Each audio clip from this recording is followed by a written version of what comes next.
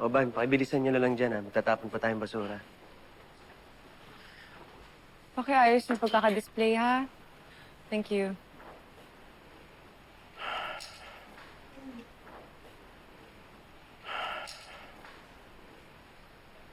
Dad? Another sponsor pulled out. Haharapin ko sila, Dad. I'll tell them that this whole thing was a fluke and hindi na mauulit.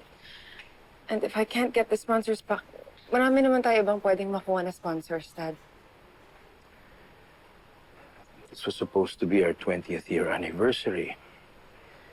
Ganong katagal namin ang mami mo binuo ito hanggang marating natin kung ano tayo ngayon. This is our legacy. Pati pangalan ng mami mo kasama rito.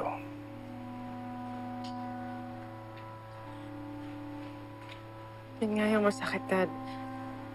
I know how much this means to you and Mom.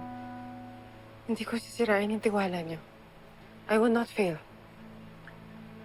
I hope so. I have high hopes for you. Sana hindi ako nagkamali sa pagbili sa'yo.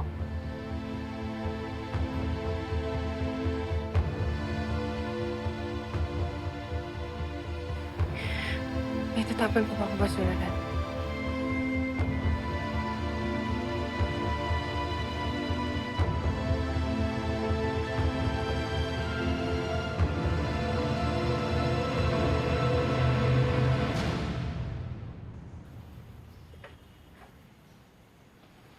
Please make sure to clean everything inside, okay?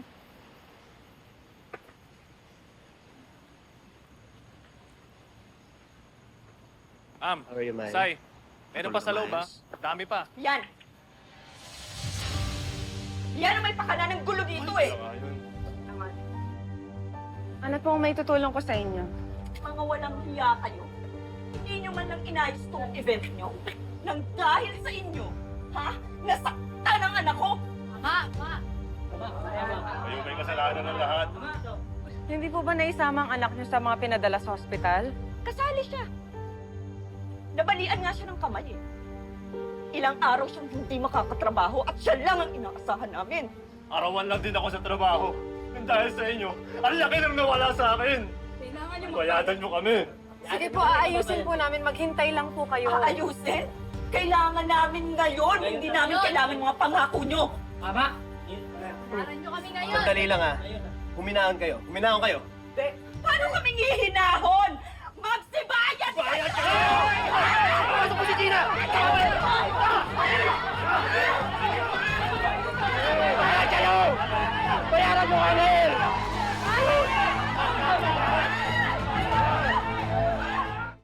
Saktan ka ba, Mal? Maliit na buko lang to. Hindi masakit. Dad, I will fix this. Pananagutan ko to. Even if I have to pay for the hospitalizations. And lahat ng ibang settlements with my own money, I'll do it. Aayusin ko. Hindi ko naman kasi inakalang lalaki ng ganito eh. Please, huwag ka na magalit sa akin, Dad. No, hindi ako galit.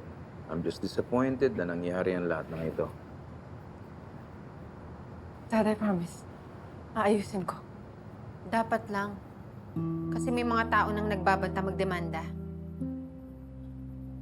Okay, bumalik na tayo sa trabaho. Tapos na tong chapter na to. Go back to work. Alam mo, kahit di sinasabi ng daddy mo, alam kong galit na galit siya sa'yo. Hindi lang niya pinapahalata. Well, hindi ko naman siya masisisi.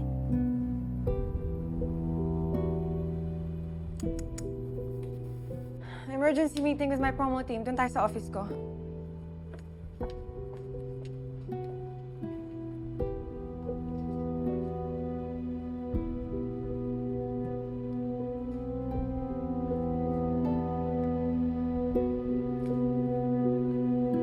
Sama ka sa meeting. Tara na.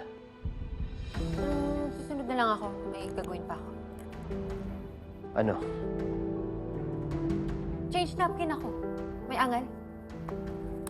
Sige na.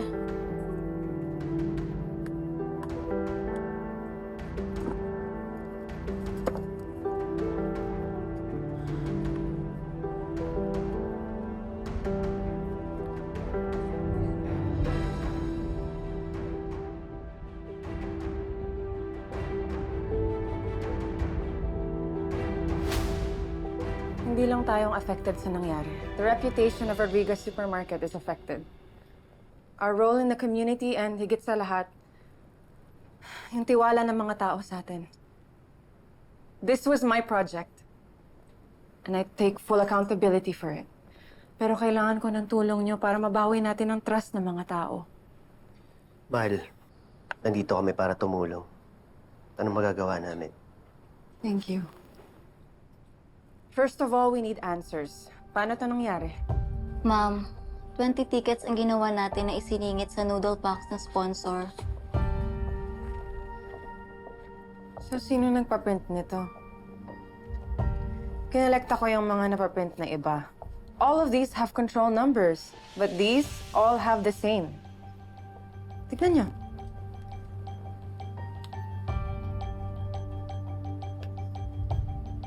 Ma'am, saan natin pinaprint ang tickets? Baka sila ang gumawa ng madaming tickets. No. Ako ang nagprint ng mga ticket here in my office. Unless, yung taong gumawa nito, may access siya with my soft copies.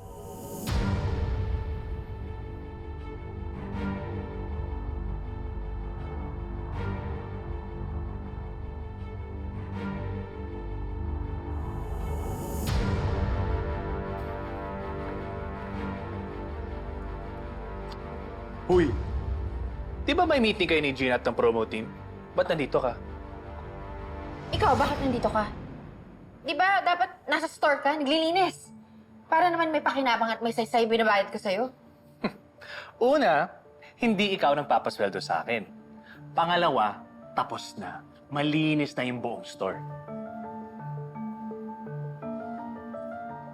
Oh, ba't tense na tense ka? Ako, tense? Ba't naman ako matitense? Hindi ko naman project to, so bakit ako matitense? Hindi naman ako yung mapuputokan. We're conducting a spot-on check of everyone's belongings. Spot check? Kailangan pa ba yun? Gina, hindi ba natin nilalabag yung privacy ng mga tao natin? Sabi ka naman tumanggi. Pero bakit ka tatanggi kung wala ka namang tinatago? Agree ako dyan. Sip? Betsy, ikaw ang pinakamataas na posisyon dito. Maybe you should lead by example. You can go first. Sige.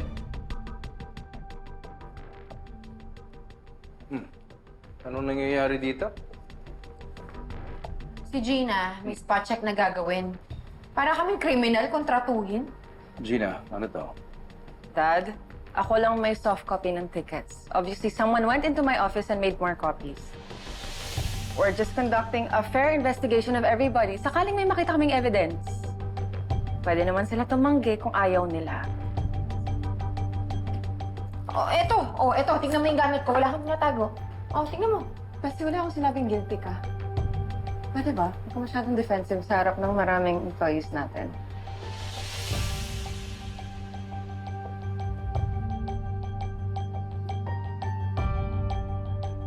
Everybody, just stand to the left muna while we check your belongings. Pati mga mesa nyo, okay? Pati mga mesa namin.